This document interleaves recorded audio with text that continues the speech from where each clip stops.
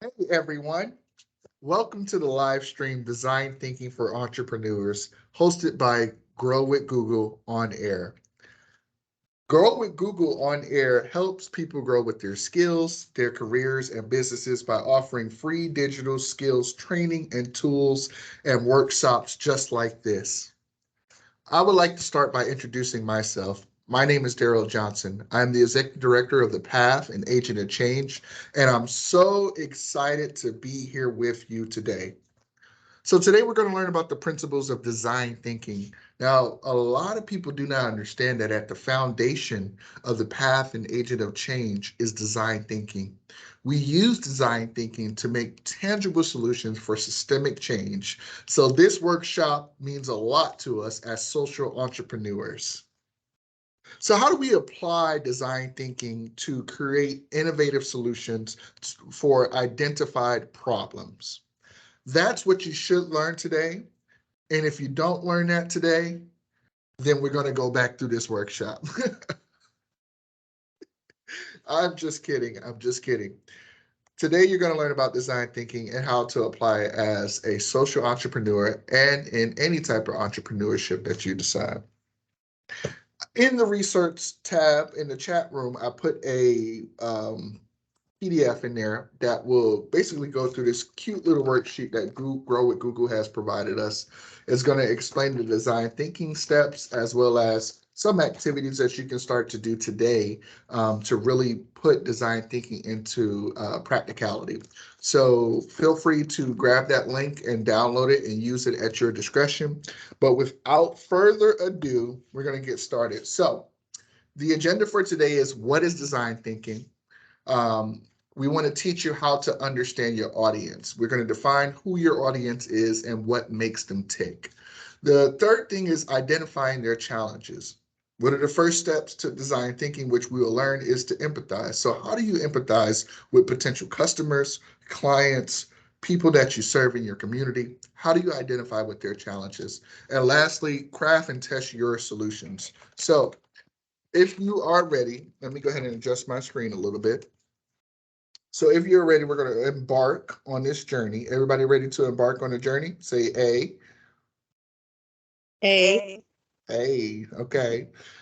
Let's go ahead and embark on this journey. So real quick, with Grow with Google, they want to acknowledge that if you do not have a Google account, feel free to create a Google account by signing up or signing in, and it's free. You can get access to all of the workshops via the link that I sent you. So you, of course, can go to Grow Apps, Google Drive, and then you can click whichever link that you would like to see from this presentation. All right. So the good stuff. What is design thinking? Design thinking is a creative problem solving process that focuses on user centered approach to create a solution that is technologically and economically feasible. As you can see in bold, user centered approach. So, real quick, anybody that wants to answer, what do you think a user centered approach is? I would say a user-centered approach is defining or designing the approach to developing whatever business from the user perspective. So user friendly, making sure that the navigation panes and website, et cetera, are going to be user friendly, and anyone using that particular area or software is going to be easier for them to do because they're actually looking at it. Okay. Are you still there or are you breaking up? You heard me? I heard they're actually looking at it and then it was like, boop. So, Okay. Look, I'll try again. Can you hear me? yeah, I can hear you. Okay. A user centered approach is thinking about how you design something from the perspective of the user and not from your perspective. So the end point of the software or the website or whatever it is, because CRM is based on how the person is going to be using it. that would be the approach there. Absolutely. So let's take it into out of the context of technology and programming and apply it to your everyday life. As we were talking about social entrepreneurship for a nonprofit organization, in what ways do you believe that the user-centered approach can apply?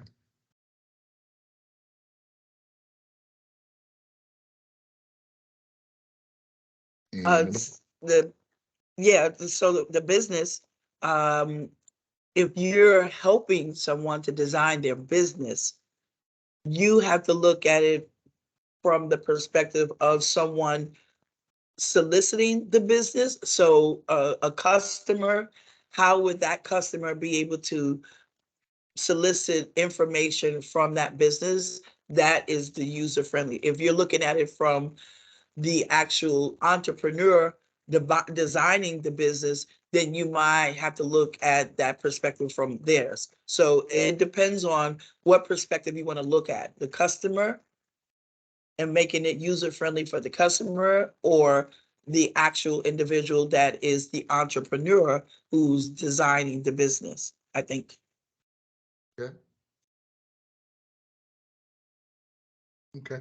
So one thing that's really amazing when you're brainstorming societal issues and dealing with complex problems, such as getting kids to eat healthy school lunch, right, is about understanding what that person's issue is in order to solve it. A lot of times we make assumptions about what people's problems are, but the user-centered approach to social entrepreneurship allows you to gather the person's story and learn the person, which is what we're going to talk about next. So, real quick, the process is empathize, define, ideate, prototype, and test. When you empathize, you observe, engage, and immerse, right? Observe, engage, and immerse. Keep that in mind. Observe, engage, and immerse. The second thing is express the problem in the form of a POV, right? Express the problem in the form of a POE. We're going to talk a little bit more about POV, but POV just simply means point of views, right? Express the problem in the form of POV, point of views. Ideate. Identify problems to find solutions. Prototype. Get ideas out and into the world. And then lastly, test. Test, learn, iterate, and repeat. So the design thinking process allows you to understand the person that you want to serve, that you want to produce a product for. Like you said, a user-friendly website. You would never understand how to make something more user-friendly without observing, engaging, immersing, expressing the problem in the form of their point of view, and then identifying the problems to find a solution after you've done these things. Okay? Any questions about that process before we move forward? No. Okay, awesome. No.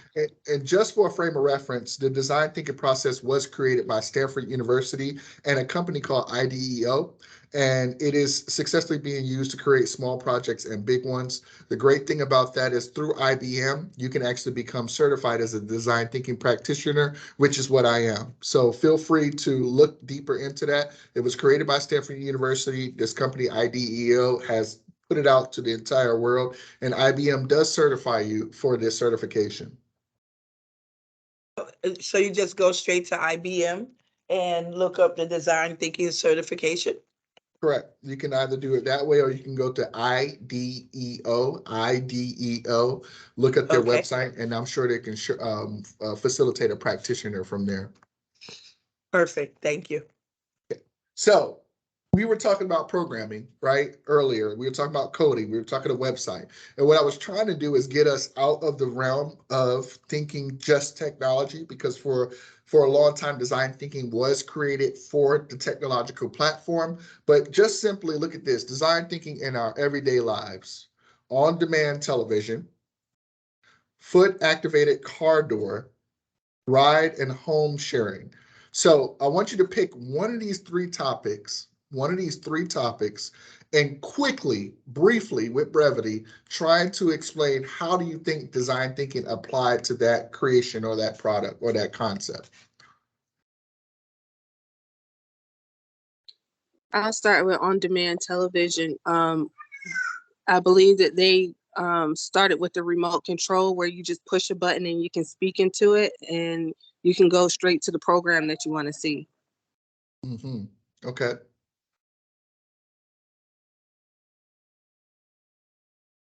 Anyone take a crack at foot activated car doors? Uh, I think it might have to do with the fact that like you might have a bunch of groceries or something in your hand and you can't get to your key, you know? So they created that foot activated car door so it can open up. Or it could even have something to do with uh, I was thinking disabilities, but then I don't know. Excellent. I mean, that's excellent, right? And the reality Mhm. is, with design thinking, that's what these are the situations that you would find out when gathering your user stories, right? The prime Mhm. example is almost all car owners can relate to the challenge of, just like you said, opening your car door when your hands are full with bags, with kids, with groceries, trying to get the car door open. And so this concept was like, let's put a foot activated car door in. So then your feet is always, other than walking, your feet is always available to be used. Let's use the feet to open the car door, right? For instance, the ride home and the ride home share, right? This solution also not only helps people with alleviate emissions into the air with reducing how many cars are on the road, but sometimes taxis aren't always available, right? This concept was brought up by someone that said, hey, I have a particular problem that I need fixed and there is no solution for it. Can someone listen to what I'm saying so that we can produce a solution to the problem that I'm actually having? And so design thinking, these inventions would not exist without your voice, without your story. So empathize. This is the first phase of the design thinking process, is to empathize. Now, real quick, your goal, connect to the user's story, emotions, and your insight about them. Who is the user, right? Establishing empathy. Empathy is the ability to understand and share the feelings of another person. If we want to focus on the user, our goal as we begin the design thinking process should be to first connect to the user's story, insight, and emotions. We must be able to put ourselves in their shoes, so to speak. So, what do we mean when we say user? Well, the user in design thinking would be the person or population for which you're hoping to build a solution. This is why we got to think much broader than just websites. As a nonprofit organization, what Dr. Karen White goes with it. As a nonprofit organization, what solution do you seek to build and for who? I seek to um, I seek to serve underrepresented, marginalized, special populations and subgroups Perfect. through education to get them to a career path. You know, so through education, short term or long term education, but to get them to a career path within a career path. So that's what I seek to do. Excellent. So going back to the question, your user, just like you were, you need to be specific about it, adding as many descriptors as you can to understand who your user is. For i.e., it's not just parents, but parents of toddlers or parents in New York City, right? You need to be descriptive with who the user is in order to know that when you're starting to collect that user story, you're collecting the right story that you need to build a potential solution. Stephanie, I see that you're an LPN, right? Who could be your users?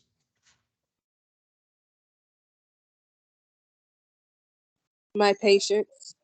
Absolutely. Right? So your patient is a user and you need to be able to connect to their story, find insight, connect with their emotions in order to build a solution for them. Okay. So that's the empathy process. Is everyone okay with moving forward from establishing empathy? Yes. Perfect. So Understanding your user. It is vital to understand your user in order to identify your target audience. Often, sometimes we start with demographic information such as gender, age, and nationality. Sometimes we only consider one characteristics of an individual, such as parent or work professional. When it comes to your user, you want to be as specific as possible so you really understand the audience and what makes them tick. When you dig deeper on their needs, it's easier to create a solution for them that they will jump on the chance to benefit from. So, prime example right now, the path in Asia to Change. Right now, we're taking our Smart Goals workshop and we're turning that Smart Goals workshop into an opportunity for people to achieve their own goals. The reality is, we're not telling them how to accomplish their goals. We're collecting the data, which is the user story, as they go and fill out the Smart Goals worksheet with their goals.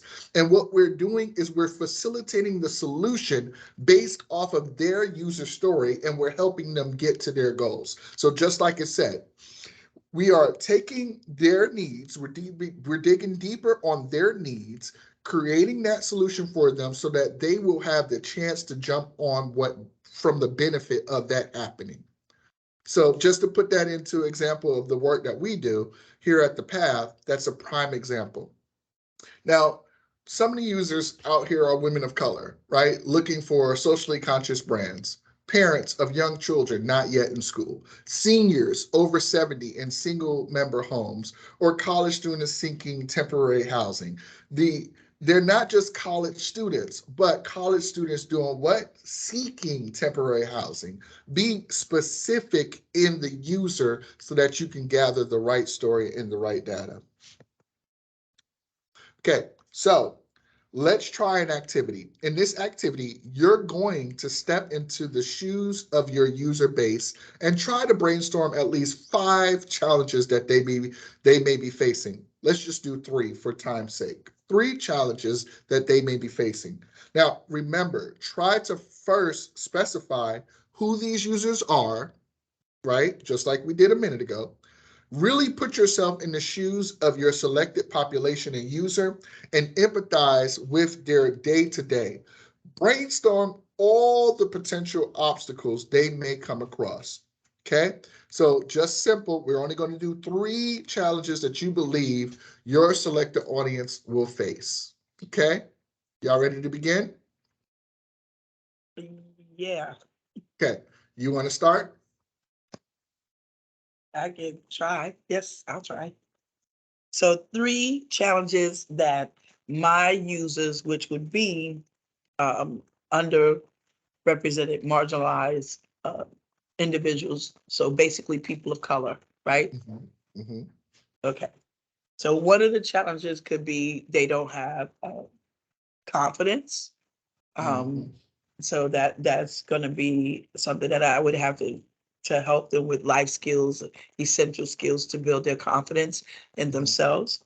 Uh, 2 could be di- digital literacy and the ability to work on computers, have a more um, intermediate skill level to deal with computers, because a lot of the information that we would be using is going to be on say a laptop or a desktop computer. So digital literacy, computer literacy. And in 3, they may need some other wraparound services, such as childcare, um, transportation, if in fact they need to get to an internship opportunity or a job shadow opportunity or a work opportunity. So those are the 3. So life skills, digital digital literacy, and wraparound services. Excellent, excellent. Stephanie, what's your user and define 3 identifiable challenges that you may think they be facing? For my business, I am in education. So for my students, it would be them not having access or may not having access to the internet or a computer so they can complete their projects and homework, transportation as well when they have to go to their clinical and lab sites. And another one would probably be funding. They want to get into the program, but they may not necessarily have the funds to start. Excellent, excellent. So, real quick tip, that was amazing.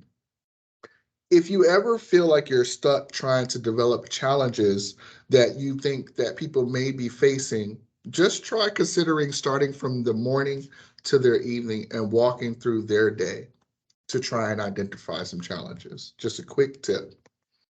So, the second phase of design thinking process is define a problem statement. Often we have the problem statement before we've done the empathy, and often we have the problem statement before we do the ideation. The reality is now is the time to define a problem statement from what you empathize from the user story.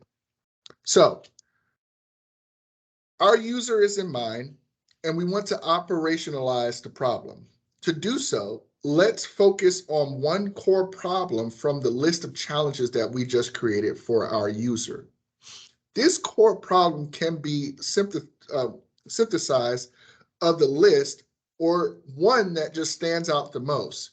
Using the core problem, we can begin to create a problem statement. What's a problem statement? A problem statement is something that clearly organizes the characteristics of the user need, or the core problem you just identified, as well as the insight into why the user is experiencing this need. Developing a problem statement is critical in design thinking process. Now, in just about a second, we're going to look at an example, but pay attention to analyzing your observations about the user, synthesizing them to define the core problems you have identified as your problem statement.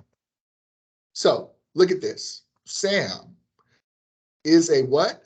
Busy manager who needs a way to integrate healthy eating habits because he doesn't want to feel like he's on a diet. So this simple template can help you start to organize a appropriate problem statement. Your user name or users. Sam is what? He's a busy manager who needs a way to integrate healthy eating habits because he doesn't want to feel like he's on a diet. Now, just trying to take this problem statement, what is the issue with Sam, per se? What is his overall overarching issue that you can gather from this problem statement?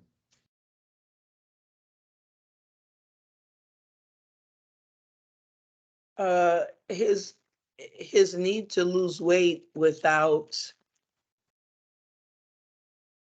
feeling like he's on a diet. I mean, so maybe confidence with his ability to do that without appearing to be, you know, focused on being on a diet. Okay. You got anything, Steph?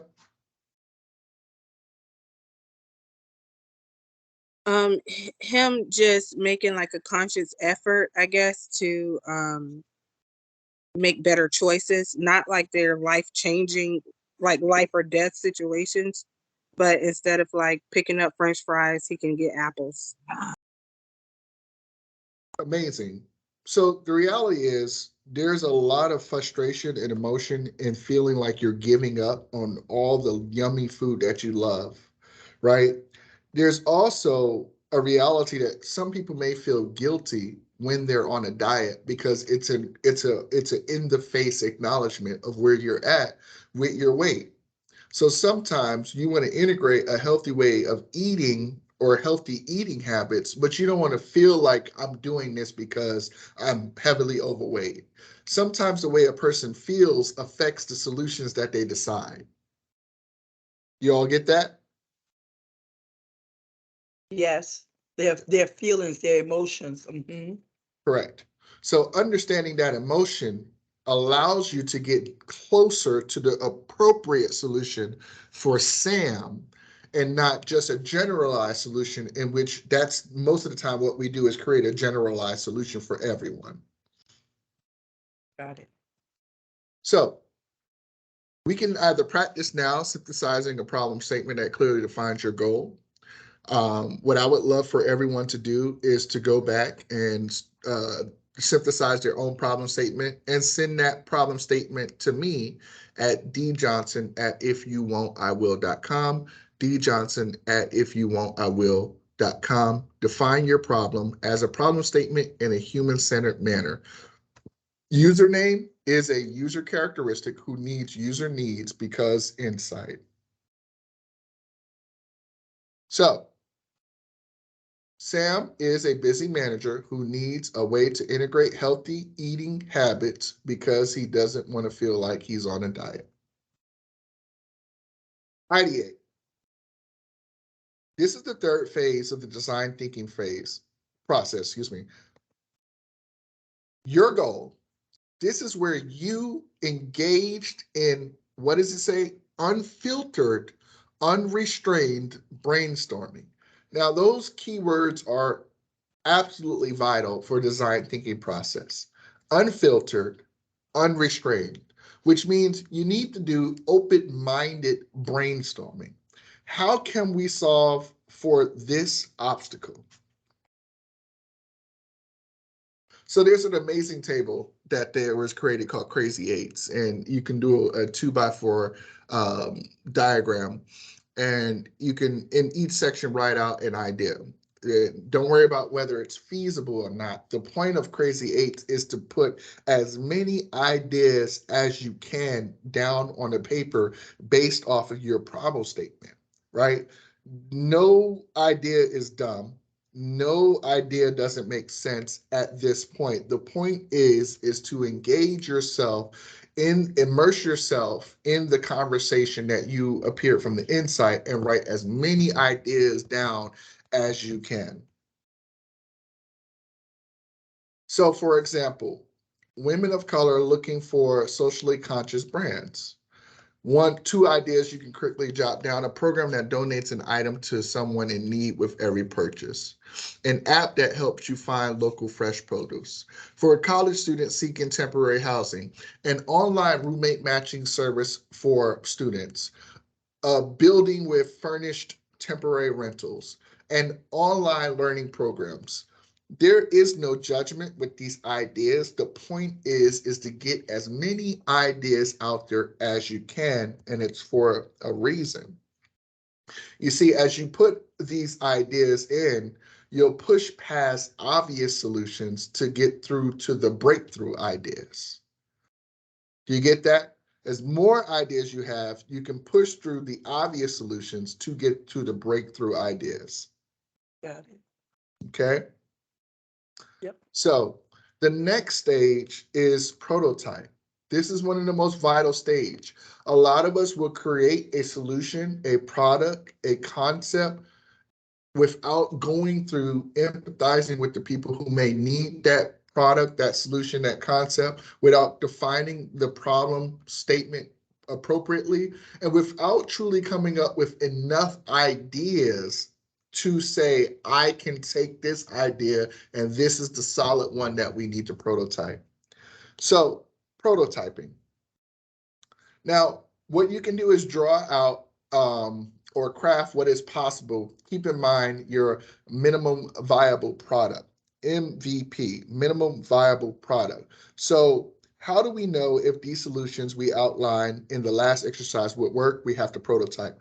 Prototypes are inexpensive, scaled down versions of the solutions created in the previous ideation stage. As you build prototypes one by one, they are either accepted, improved, re-examined, or rejected based on the user's experience. So for instance, within the psychology field, one of the main things that we do that's relatable to MVP would be piloting, right? You take a pilot, you take a smaller portion of the population to run a test on, and then you can go through this same process, and that's technically prototyping. Can you think of any other ways, Stephanie, of MVP related to your school?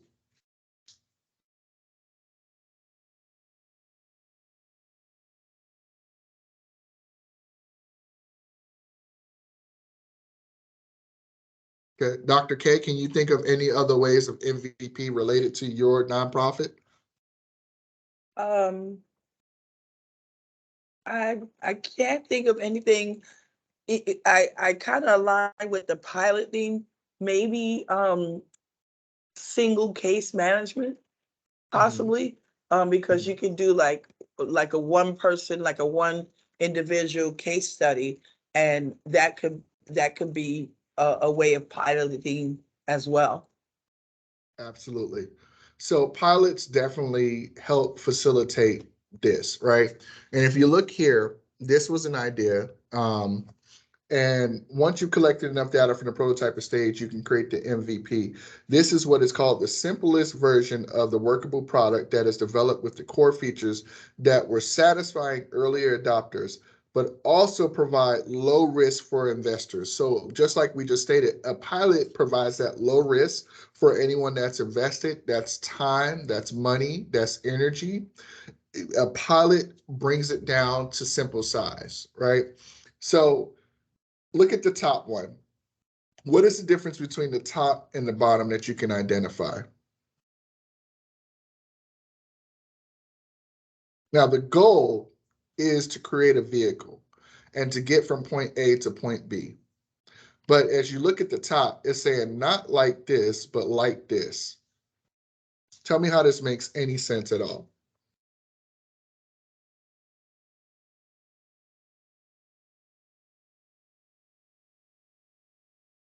It doesn't. The I was, reality is, I was getting so ready to say I'm lost. I don't think it does. So here's the reality. The reason why the top doesn't make sense and the bottom makes sense is because people's vehicles of transportation may be different depending on the person. So when you're ideating and you're trying to create this prototype stage, the first prototype may be trying with a skateboard. And then guess what? Nope, let's try with a scooter. And then let's try with a bike.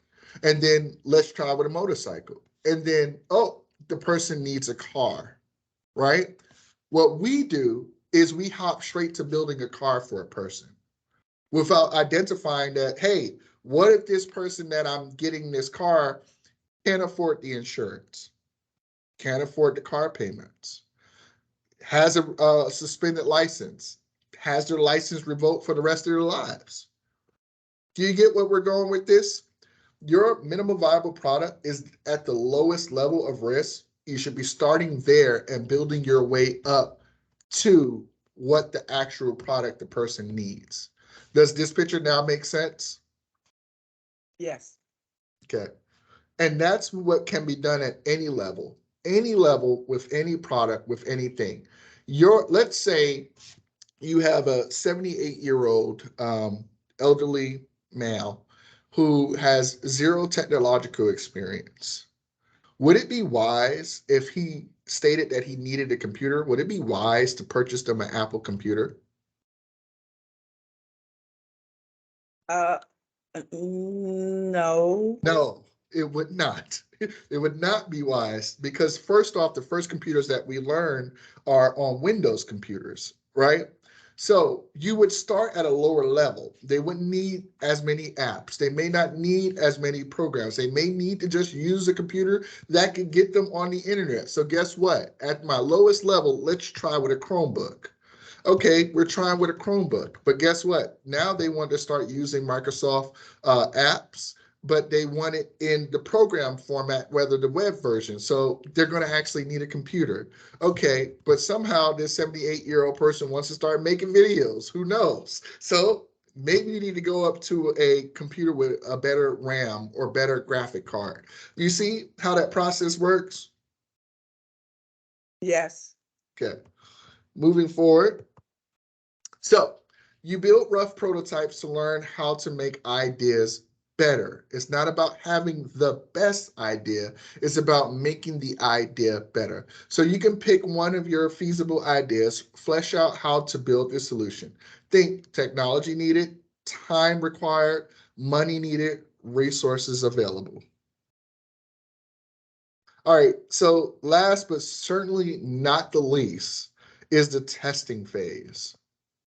Now, the final stage of design thinking, and we won't be practicing this phase together, but if you were to implement the design thinking process in real life, you would definitely want to test out your solutions, evaluate them, and then depending on how it goes, you may or may not go back and repeat the other phases. Testing is that testing phase, as in we need to tweak out some new features, make some changes, and in some cases, you may need to scrap the solution and go back to the prototyping phase. So now that you learned the different phases of the design thinking process, you might be wondering, how can you use design thinking to make more ideas more successful product, or tailor it to change your needs, especially in today's environment?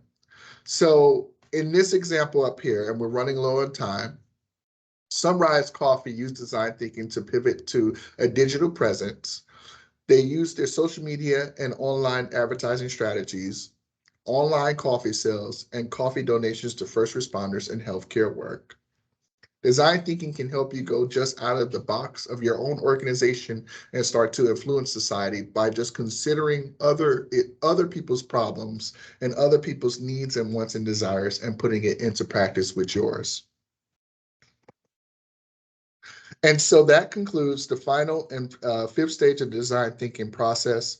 To recap, the 5 stages are empathize, define, ideate, prototype, and test. Give yourself a pat on the back for following along. We had a real work session today. Remember that resources are provided in the link that was provided below. And at any time, you can go to youtube.com/Grow with Google to check out Grow with Google YouTube channels for expert tips to grow your skills, career, or business. A new video drops every Thursday. Excellent. Google Career certifications are available, no experience necessary. If you are interested in a Google Career certification, please email me at djohnson@ifyouwon'tIwill.com. Thank you so much for participating. Have a great day, everyone. Thank you. Thank you, Darryl.